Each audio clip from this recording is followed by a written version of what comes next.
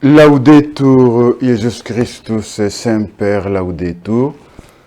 Mes frères et sœurs, aujourd'hui nous vous parlerons de la jalousie vertu et de la jalousie maladie, c'est-à-dire il existe une bonne jalousie et une mauvaise jalousie. Alors, nous avons vu que la tristesse est une grave maladie de l'âme, mais cependant pas toujours, car il peut y avoir une bonne tristesse, celle qui s'origine dans la prise de conscience du mal dont nous sommes responsables et qui engendre la contrition conduisant l'âme à la conversion. Toute tristesse qui n'est pas orientée vers le bien de l'âme ou encore s'inscrirait dans la poursuite d'un bien temporel avec des sentiments contraires à l'amour de Dieu ou du prochain sera toujours une maladie très nuisible à l'âme.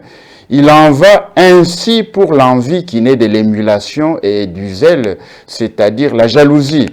Si une personne aime Dieu d'un amour ardent, qui s'attriste de le voir offensé, son amour jaloux de Dieu est vertueux. De même, si quelqu'un s'attriste de la prospérité des méchants, parce qu'ils souffrent de la haine qu'ils ont envers Dieu et du mal qu'ils répandent dans la société, son zèle est évidemment vertueux. Saint Thomas d'Aquin n'hésite pas à affirmer qu'il peut exister une jalousie vertueuse si elle a pour objet les biens spirituels et nous stimule à égaler et même à surpasser en matière de perfection des rivaux. Ce zèle peut être louable encore, dit-il, lorsqu'il est appliqué à la poursuite des biens terrestres, pourvu qu'il ne comporte rien de déshonnête et ne soit pas inspiré par l'égoïsme et l'orgueil. La jalousie maladie de l'âme est toujours inspirée par un égoïsme exclusif qui veut être seul à jouir d'un bien et qui ne souffre aucun concurrent. Elle manifeste donc un amour égoïste et passionné, radicalement ouvert à une haine, pouvant être féroce envers quiconque pourrait menacer la possession du bien auquel le cœur est attaché d'une façon désordonnée.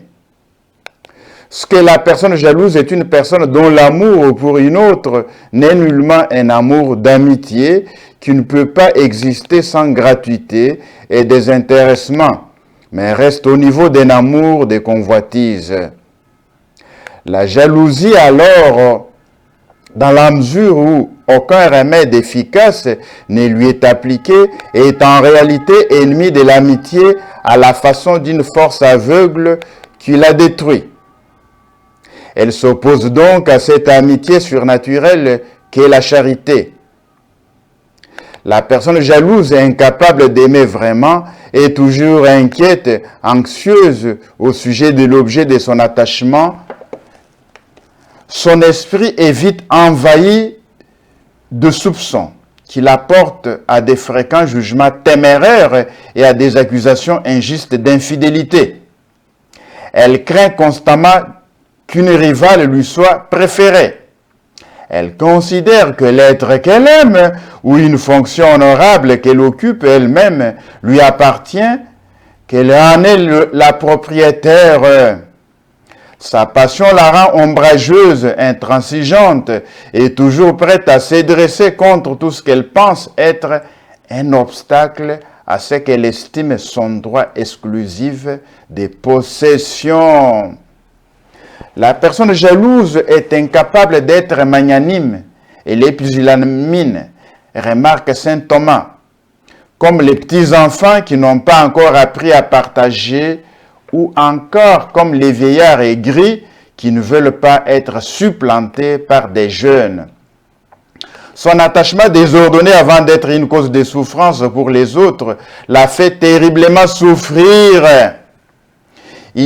Il est pour elle-même la source empoisonnée d'un profond malheur.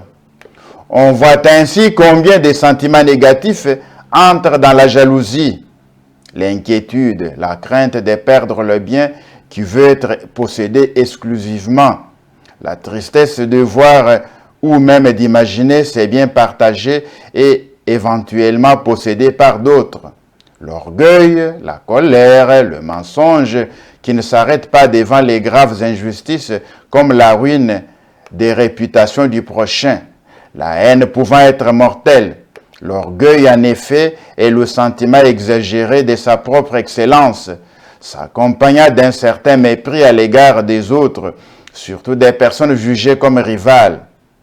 Car s'il arrive qu'une rivale soit préférée à la personne jalouse, dans l'exercice d'une fonction par exemple, l'amour-propre réagit d'une façon très désagréable.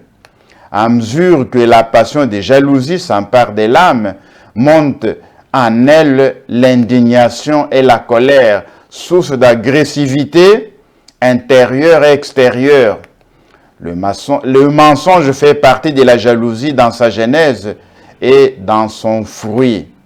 D'abord, dans la genèse de la jalousie, tout est à base des mensonges, en raison d'une fausse perception de la réalité qui est crue par la personne jalouse comme une vérité indiscutable. Croyant fermement au mensonge que son indignation impose à son intelligence, la personne jalouse peut devenir extrêmement injuste et méchante à l'égard des personnes faussement perçues comme infidèles ou rivales. Comme le mensonge engendre le mensonge, que peut-il sortir de la bouche d'une personne jalouse, sinon cette forme odieuse des mensonges qu'est la calomnie? La jalousie enfonce l'âme dans des péchés si détestables et la plonge finalement dans une haine si violente que les pères de l'Église l'ont qualifiée de vice diabolique et par excellence. Laudetur Jesus Christus, Semper Laudetur.